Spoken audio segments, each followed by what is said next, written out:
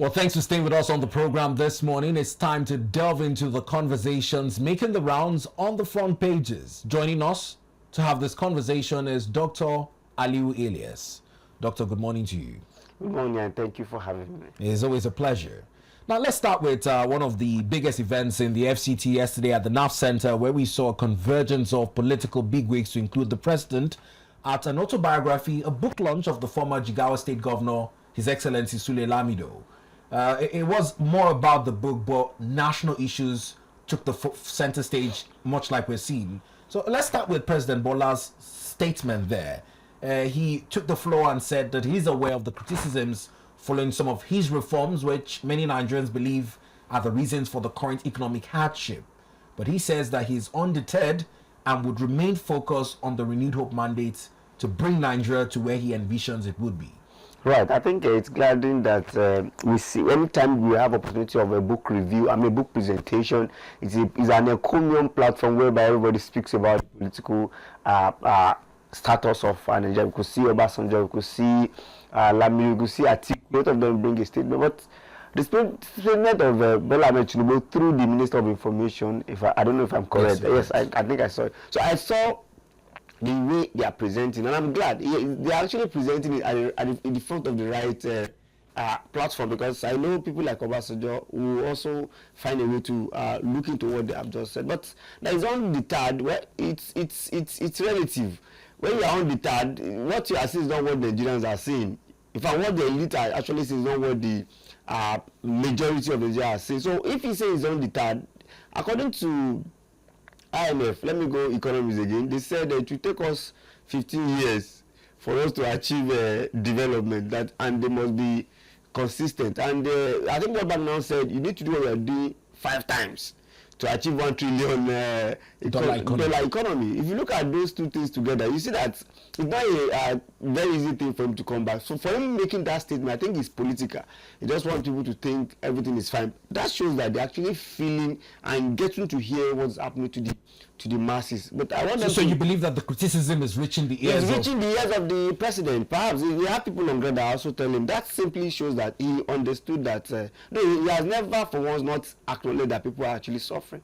But the question is that when are we going to have a renewed hope, like we said? When is that hope will come? But I want to caution him also, we don't continue to use that statement. This is 2 years of the administration. So anything that will happen in 4 years, I think by now should be seeing the sign that it's going to be better. Now on the midterm assessments of the current administration's performance, I don't want to use the word score, but for lack of a better grammar, where would you place them midterm?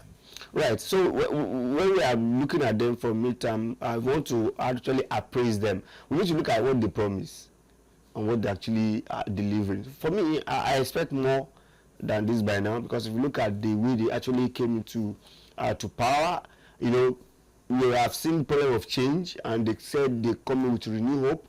Have we get better in any sphere of our macroeconomy? The answer is no. Have we get better in inflation? The answer is no. Because if you look at where the level at which they collected it and where it is, never mind the issue of rebasing, we also know the reality. If you look at employment, has it get better? If you look at the infrastructure, has it got better? If you look at first subsidy removal, the major aim of first subsidy removal, has it been achieved? All what they promised has it been achieved? Let me even give you a good example. Yes, they came that we should use CNG. I actually embarked on getting CNG myself, but I can tell you for the past 2 months, I did not branch to buy CNG. Why is this so? Thank you. It's simply because there is no enough station to dispense CNG. So if you go there, you're going to trade off average of 2 hours 30 minutes. And look at that 1 hour. So if you go there, you see people queue, the queue is much. So for me, they may actually put everything in proper perspective as they plan. In fact, they have not achieved. Let me go to percentage they are trying to avoid.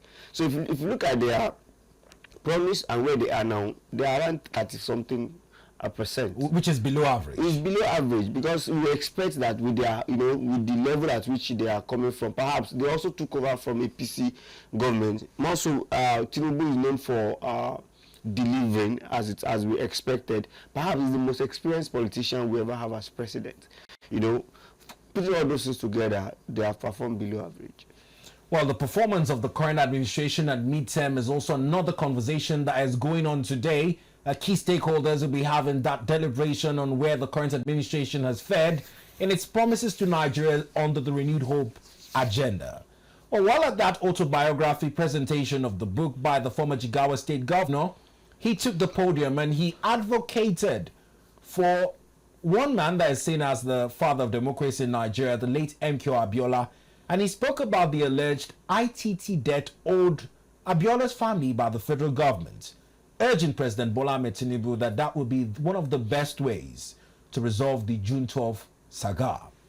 Well, I think it's quite instructive, and I love him for putting up such. We want to hear such thing because it's not enough that we said that Bola Ahmed Tinubu, MKO Abiola is our hero of democracy. We keep up saying it. MKO Abiola Stadium, MKO Polytechnic, a lot of MKO Stadium. I think they even have one in Ogun State, one in the federal capital. The life and the well-being of those people, the children, is also key. So if there is history perfected it and said that they're actually owing him 45 billion thereabout. Naira. If they are owing such an amount, that simply means that they can come up and actually pay the family. But when you say 45 billion, is it 45 billion of that time or 45 billion of now? That's another thing that we need in terms of the value of the currency. The value of so they need to look at the value and actually compensate the family as expected, because it's good so that we can know that those our hero, we're actually not only talking about them, we're also appreciating their family. Now, it was a contract debt, if I understand the records correctly. Correct. Now, in valuation, much like you're saying, the compensation also saw some of the family property that was seized, amongst other injustice done to the MKO Abiola family. Would that sum be sufficient in more like a peace offering for the injustice that has been done to the family? Well, the fact is that it will go a long way. It will go a long way, and that also reminds us that the telecoms that we are having was in 1999 or 2000 that we are celebrating. If it has been permitted, we would have had it enough, because at the point it's only 70,000 Nigeria that was having a telephone lines, but now it's over millions, if not up to 70 millions of us using telephone. So I think it's a good one. They cannot compensate everything, because Abiola means a lot to Nigeria. I recall I was in secondary school, so then that thing actually happened. Even as a young person, we saw that we have actually lost something, because I recall there was an agreement between him and Volkswagen, and they should be producing. There was an agreement about production of milk. A lot of things he has actually put in place. It cannot all be compensated, but if this one that is quite glaring can be compensated, and I'm happy that it's coming from an elite like them as well. And he's saying it before virtually all the leaders like Obasanjo, like Atiku, and also Mr. President represented by the Minister of Information. I think it's a good one. We should start doing that, because that will also encourage more Nigerians to put their life in line for development in our country. Now many people have drawn comparisons saying that this case for the MKO Abiola family was first raised at the book launch of IBB. And some months down the line, another book launch has further spotlighted another call for the MKO family. You talked about the immortalization with naming of public infrastructure after him. In terms of how much this has shaped our political history, and especially for the cause of democracy as it concerns the election, do you think that this is a turning point in our history where many would allow for the electoral process that duly elects a chosen candidate to stand in all fairness? I think the turning point was the day IBB actually said Abiola won the election at the book launch. I think that was the turning point, because it's killed a lot of a lot of suspense and what have you. It has been confirmed. Having said it by the then it's not called INEC now. Is it Humphrey Nwosu? Who was that? Humphrey Nwosu. Having confirmed that yes, Abiola won the election, the person at the helm of affairs at that time also said yes, and that was what the book of Lamido was banking on, that having confirmed that he has won the election, so anything that belongs to him, they should return it and compensate him as well. I think there's enough I don't know how, there is some opinion also that Abiola should be listed among Nigerian past presidents, because they actually won it. So I don't know how National Assembly are going to work on that. I think he has been given title of GC, is it GCF our Grand Commander of the Republic of Nigeria simply because they think he actually won the election. But he should go beyond those things and do something practical. Because I know if the family gets a sum of 100 billion, so to say now, it will make a lot of impact because the great grandchildren are there and they will see that, oh, our grandfather actually did something meaningful in his life. And he's a hero, as we dub him, the hero of democracy. Definitely, he's hero of democracy because he actually put a lot of things in place to make sure that he actually assumed that office. But you know, we were then in military regime, and they assert their power not to allow him to become president. Now, moving on to another very critical and pertinent issue in the news is this debate on the need for a national security summit. Some stakeholders are criticizing it, that it would just be another charade and a public gathering that would not in-depthly address the issues that plague the nation across the geopolitical zones, with all forms of their problems, insurgency, infightings, agitation. But on the part of the Senate, there have been hasty calls for more military deployments to Yobe and Borno with the resurgence of Boko Haram. Is it that we cannot find an end to Boko Haram in Nigeria? I think I listened to the conversation of Gadi, the honorable from Plateau State, where he decried, and I was happy that he was not even talking about his own state. He was also suffering, you know, which is Plateau State. He was talking heavily about what's happening in Borno. That is quite pathetic that the military has to do more. For me, there is no enough summit. There is no summit that will be enough. So for me, they should continue engagement that will result to meaningful approach to it, because you know it's multi-faceted now. We have insurgency virtually everywhere in the north. Well, majorly Yobe, Borno, even Adamawa too is not. Maybe say like Gombe and Bauchi is having their own maybe peace. But be that as may, I think there should be much more structured summits. You know, if you are having summits, you must have it so that the communique that will come out of it will be implemented. So when you are doing summits, it should involve traditional rulers, it should involve the military, the police, and the dwellers, because the dwellers actually know what is actually happening, and we should find a source. And that's why we're talking about non-kinetic approach. It is through this conversation that you can get much more information on those issues. So I think it's a good one. They should continue to put up any solution that will bring a succor to people in Borno State. Now, there's a challenge now, and it almost seems as though the resurgent Boko Haram has been emboldened to a point that beyond going after mere civilians, they're now attacking military bases strategically, and we're told that recent casualties of soldiers have seen 5 soldiers killed. Would this call for more deployments of kinetic approach to it? Would it solve the problem if this group are so bold enough that they are now going into a military base? I don't know how to even express myself at this point, but it's from a point of concern and worry. For me, it appears that we are not getting solution to this trouble, because if at this level, after since 2010, I guess, after 15 years of this trouble, we've not gotten the solutions to it, because they are getting more emboldened. I recall the governor of Borno, Zulum, actually saying that they should come to his rescue, and that was what Gadi was actually corroborated, that they shouldn't take it for granted, that what this man is saying is actually sure of what he said, that Nigeria should do more. I think there is need for more sophisticated solutions, because it appears that the mere going with guns and attacking these people doesn't, they are getting emboldened the more. Then I think the President Bola Ahmed should also have assignments of looking for who's actually behind these people, because I don't think their sponsor are tired at this time, because they seems to be getting much more. The argument was even that they are using more sophisticated weapons than the military, drone than even the military, you know, and they are saying that they are using weaponized drone, and that is a serious one. For me, if you want to attack these people, you must go ahead of them to actually attack them through intelligence, through kinetic and non-kinetic approach. I think we'd have some pictures on the screen. Our support group will probably put up the infographics on the Daily Trust newspaper, which we looked at earlier. The worries in terms of the attack locations and the proximity to the state capital, Maiduguri. The 3 areas that have been attacked, first in Dikwa, is just 90 kilometers away from the state capital. The second place, Rana, that was attacked is 171 kilometers away from the state capital, and the third place just 82 0.4 kilometers away from the state capital. It's almost as though the governor's call for rescue is very concerning, because if they're just this close or in terms of proximity to the state house, then it means that they are more certain of having unfettered access to Maiduguri as a whole.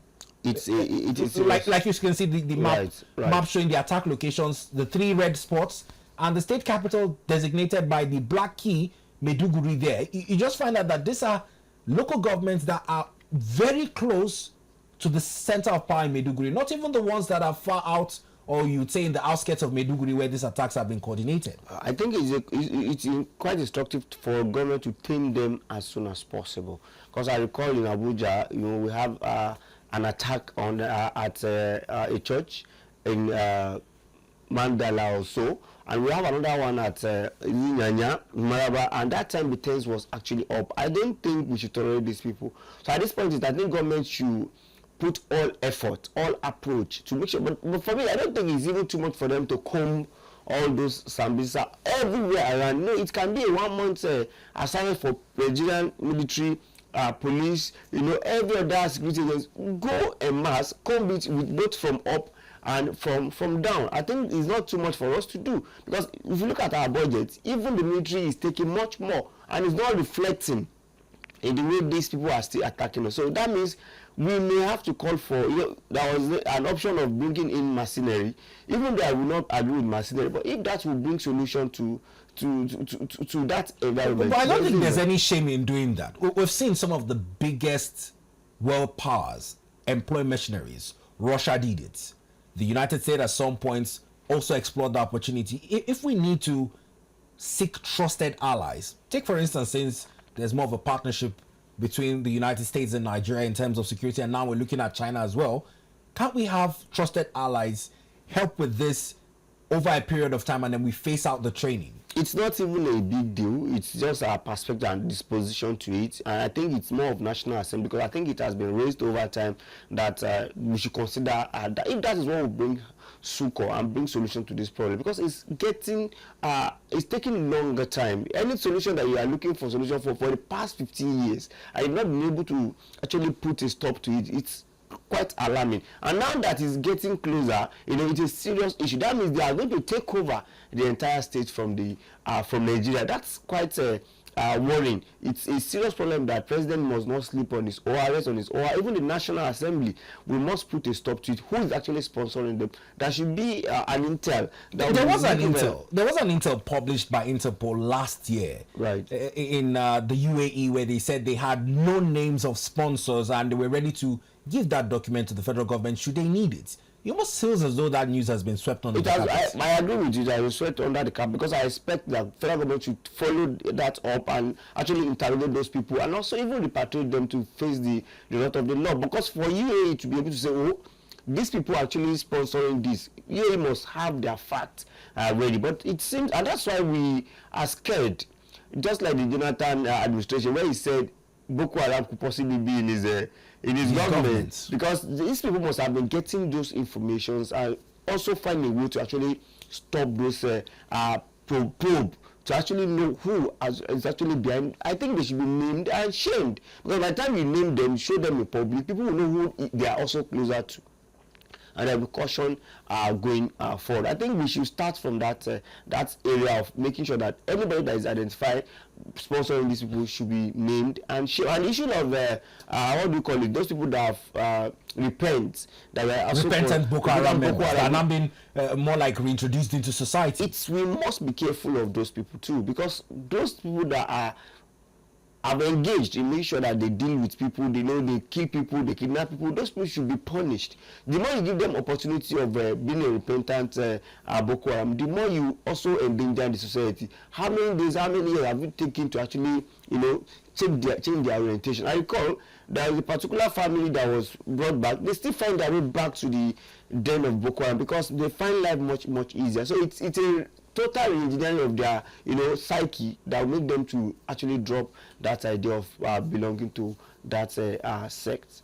Now, you've mentioned the National Assembly repeatedly in your points to drive home your comments. One of the news coming in is on the constitutional amendment bills. Many have talked about the way marginalized groups and regions might feel a sense of inclusion in governance, but the House of Reps in their deliberation stood down a proposal for a rotational presidency amongst the 6 geopolitical zones. They also have not decided on the need to stop INEC from registering political parties. It's on this need for constitutional amendments and some ways we can rejig certain clauses in the constitution for a better Nigeria. I don't know, are you a proponent of the rotational presidency, or do you think that it would not fix some of the issues that we talk about? What for a heterogeneous society like Nigeria, I think it's important we have rotational president. You know, it is not actually paying down that it should be north-south. And you could see that party actually agreeing that south and north. But be that as it may, you recall that President Jonathan actually became president by providence. And he's a minority in Nigeria from his own area. And the thing is now we are looking at it, if care is not taken, it should be rotational between those that are majority are ethnic. And when majority is given the opportunity, there will not be room for minority. And because that will also trickle down to states. You know, you see some states, maybe a state like Benue, whereby a particular tribe is dominating the governorship, and they are not ready to even give that opportunity. If you go to a place like Kogi, you know, go to different places until we accept that rotation. Because I can tell you, as at now in Nigeria, education seems to be balanced. There is no way you can say you cannot find a qualified person, both in politics and in education, that can also man the presidency or any position you could think of. So for me, I think it's good we go that, because if you see, even now we are still having issue of the presidency from the southeast. We are still having issue of presidency from the northeast. So until we come together, you know, even the north central have not actually produced a president in this new dispensation. Now, Doctor, this concept of national unity, from a position of feeling included, it's this political inclusion that we assume all Nigerians should be patriotic. But if we have allowed this linger from the Fourth Republic up until now, that some tribes feel left out. You've mentioned the likes of Benue State, even at the state government level, where they feel like certain elective offices are only the birthright of certain tribes. Right. Do you think this also affects the concept of national unity on a broader scale? Right. Honestly, people don't feel included. People don't feel they are part of what is actually happening. And that's a serious issue. I've got to see somebody who said, my tribe is a small tribe. And I said, why do you say your tribe? He said, because we have been neglected and they don't take care of us, and we are all Nigerians. Until we change that perspective and give it room, it would have been better if we have a just society that, okay, whoever emerge can become president. But the society has not that wired. You know, we have not been that we have not grown mature to that level that we say, okay, if you are from a minority tribe and you have the potentiality of becoming president, okay, let us give to him. They will still go back in the issue of tribe and ethnicity, that okay, this is so from ethnicity, and that's why so religion as well. And if you look at Nigeria today, it's wired around Yoruba, Hausa, Igbo, you know, from before you now consider others. In fact, if some people become, I can tell you, even when Jonathan was president, some people still think from some part of Nigeria that is still an Igbo president. So until we start doing it properly, that let's do rotation. So under rotational, if you are giving it to middle belt, that is a north central. Other north central, we also consider that, okay, which part has done before, so we can now start. So that sense of belonging will be there, and development will also come along that pattern, because when it is your turn, there are some things that become so easier, you know, for you and your administration to actually actualize, and that's how it should be. Because if you don't do it at national level, it won't trickle down to states, even down to local government. But look at what is happening in Delta. Was it Delta where they are doing rearrange the ward?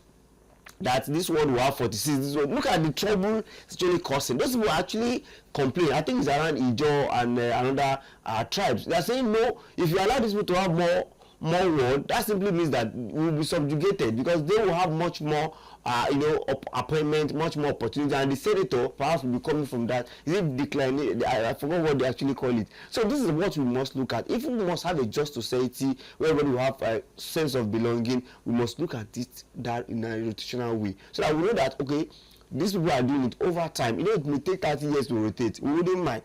Now, it was very key to see the emergence of the current Senate president, because I think that was one of the unspoken agreements at the political level. Right. That the Senate presidency had not necessarily come from this part of the country in a while.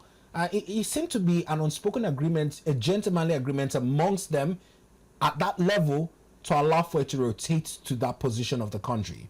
But now, where it has become an opportunity for it to be institutionalized in our constitution, it has met this hurdle at the House of Representatives. Right. You recall during Senate President Bukola Saraki, a lot of things actually happened in that case, whereby, he was so strategic to say, if he doesn't go the route he went, they would have given that Senate President. But it's because there is no statutory agreement that, okay, this is how we should do it. And I can tell you, even the Senate President is still strategic, to party interest. Sometimes even political party do things according to interest. Look at what is happening on PDP. PDP, that position that Damagu Ilias is actually assuming is actually for the North Central. And that's why they are still having issue, because when you remove the man from Benue, you're supposed to bring another person from that area, so even within party they still have issue of that inclusion. So we must do it and make sure we snowball it into the national level so that everybody will have that sense of belonging. We'll come back to this defection in terms of what political parties are doing even in the National Assembly. But let's come back to another issue that affects everyone, particularly at the family level. And it's with the clamor for higher education via the route of the Unified Tertiary Matriculation Examination. 2025 UTME has been dubbed a mass failure. It's whereby we saw 1.9 million candidates sit for JAMB, and over 1.5 million of those candidates failed to score above 200. Quite sadly, one of those candidates in Lagos, a 19-year-old girl, committed suicide following her low score. Now, this morning we hear that JAMB, rectors, principals, and other stakeholders would be meeting tomorrow, Thursday, to review some of the complaints about discrepancies that were recorded in the exams. You are more of an academician yourself. Right.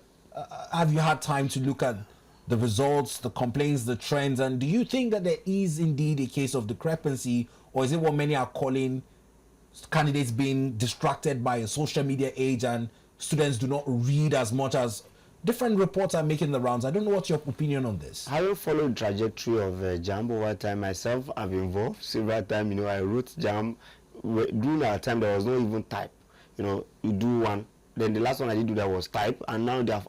So in terms of development and movement, I think JAMB has tried to come of age in terms of technology and whatever, because I saw WAEC also thinking through that perspective. Having CBT computer right. So test. but the challenge is that it's a system. A system could be faulty. So I appreciate the JAMB registrar Oloyede for saying that, okay, come, let us review it together, because I've watched a conversation where a father came up with a lawyer in a particular stations and said, my daughter, she scored 8A in her WAEC. So how will she now get less than 200 in her JAMB? And a lot of families are like that. So we could say until it is proven, because as a scientist or as an academician, like you said, we believe in putting it to test and see what actually happened. And I'll be happy that there is a report to be shown globally. The fact is that there are people that fail JAMB. It's not a new thing. People have been failing JAMB. But the challenge that it is much is also a new thing. The fact is that let us prove, let them bring those computer-based, very clear. And also, I also want JAMB to also give those students another opportunity, those that have major complaints, if they can write and let's see, because if you are good, you are good. If you are not good, there is no shortcuts to it. But for me, I think what JAMB has actually helped, and I foresee that in future we may have to close JAMB, because if you look at it now, it's after you still do that JAMB, you are still going to face another exam in that school. There is also every school organize their own examination. So that's what we should now look at. Those schools that organize their examination doesn't really show that JAMB is true test of knowledge, because you could do JAMB and fail that, and you can also pass that and your JAMB is not that. So we have to review it properly. But for me, I think we should have that level, because JAMB is like a checkmate now for you. If you are coming from secondary school, how well have you gone through it? But I want them to submit that system to a thorough test and look at it very well. As he said, they are going to come up with principal, VCs, and JAMB and other stakeholders. Because I also saw a video this morning where the Minister of Education was watching alongside the JAMB registrar, watching the proceeding of JAMB live. You know, when I say live, as they are writing the exam, they can zoom each student from their own end and see what's actually happening, which is good to test. You know, because education is also key. If you also give room for people to passing through shortcuts to our education, it's also going to affect society. So it's not bad that JAMB is having that level of advancement, but let us check the system, because sometimes system is sometimes garbage in, garbage out, so it could be faulty, technical fault. So, just as you're talking, I remember there was a video that went viral from one of the CBT centers where there were such discrepancies, and the students resulted in damaging the infrastructure and breaking chairs to voice out their dissatisfaction with the conduct of the examination. You're making a case for such centers to have the exams rewritten. Yes. There's also conversations on the validity of JAMB. People are proposing that it be extended to 2 years in terms of the financial cost on families. How do we balance this complaints in certain quarters? Should JAMB be extended for a 2-year period? Should, in case you don't gain admission, having scored high this year, instead of scoring high this year above the 200 or 300 that you want to, and not having to use it next year because it has expired? I think the major thing we should first look at is the calendar of the universities. I did the same. You know, you could do JAMB now, and before you get admission, will be February next year. Because some are in semester, first semester, some are in second semester. I mean, that is the major issue for me. I'm interested in looking at the calendar itself. Then another thing is that, you know, most time the number of institution will have, can it actually take the number of people that are writing the JAMB, that are writing JAMB? Those are the things we must do, and that's why most times you see that people that even write school have their quota. They cannot take beyond, you know, even for the fact that, you know, during my time and most people's time, there was no enough private universities. You know, now private university on their own will text you that because it's like they have a relationship with JAMB. So if you don't have where to go, then go to private university, and I'm not sure that all of them will subject you to a written exam that is thorough like the other government institutions. So I think that's an option too for them. But extending it to 2 years, you know, before the validity period, I prefer calendar being well arranged compared to that, because somehow it's 4 to 2 years for some people ordinarily now. Now, the other angle to the conversation as well with JAMB is the quotas and cutoff. Some talk about the fact that it's not unified. As much as people are complaining about the 200, scoring below 200, some universities in the northern part of the country have lower cutoff marks than those in the south, southeastern, and whatnot. From inception, it's always like that. You know, the north, because the north appear to be behind. You know, remember IJMB was introduced. Remedial courses were introduced. A-level was also introduced, and that's happened much more and not is to actually help to balance the education. But I think now things are much more balanced. That has actually helped. But the fact is that it's not a bad thing that we have that such balance, because education, you need to encourage people to educate. But the fact is that I discovered that Nigeria are much more of a certificate now. We must also look at that area. How skillful are people? You know, because people that are skillful sometimes don't really need major BSc. Because as a BSc person, you are supposed to be an employee. Why people that goes to Polytechnic are also to be the meet people that are much more technical. Why there are colleges, and in fact, there is also insinuation that it's not even insinuation. College of Education Federal can actually offer BSc courses now, but we should not be much more of a certificate. We should also look at it, how people can be technically sound. Vocational skill. Because vocational skill, even at this point in time, give more money. I can tell you, if somebody studies some IT related program for 6 months, the person can be much more readily employed compared to somebody who have BSc in university. Those who weld pipelines, for those that have that vocational skill of welding pipelines, they earn more than some certificate holders. So those are the things we have to start looking at. And the orientation now is that my children must go to university, you must have. In fact, Polytechnic is an option. If you don't get, you know, it's not a need that will say, me, I want to go to Polytechnic. You hardly see it. And even the way JAMB is wired, you have to choose one university, one polytechnic, not polytechnic directly. That means they have actually lowered it right from onset. Well, another issue in the news this morning, because of time, would keep to the defections which you talked about in the Senate now.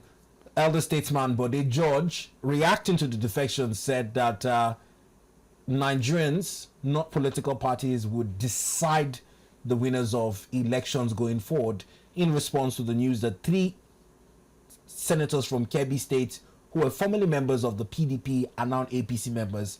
This now brings up the APC majority in the Senate to 68, while PDP senators are now 30. And that's dangerous because APC is approaching to third majority.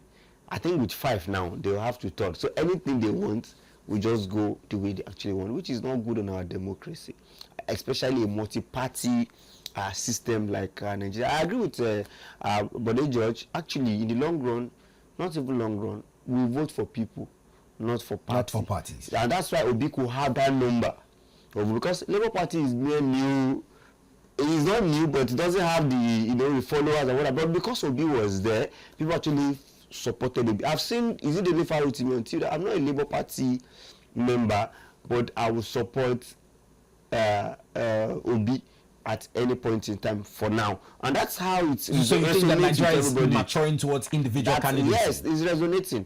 People actually look at that time, even the Sanwo-Olu was doubling up because he knew that if they could vote for vote for Obi in Lagos, it's that the revival had a chance. It's a danger thing for him, and he couldn't wait. He has to start consulting and whatever. So I think it's a good one that we are mature to that level. So go to any party, Nigerian will vote for you. Now, but in terms of the technicality, much like you mentioned, 2/3 of majority, meaning that technically on votes they would have their way in the red chambers. Right. Even when we vote for individuals, this decamping issue, do you think that the notion that there's no clear delineation between the ideologies of political parties, they're all cut from the same cloth, is true? I think it's a constitutional issue, and I'm afraid people that will actually work on the constitution are the one defective.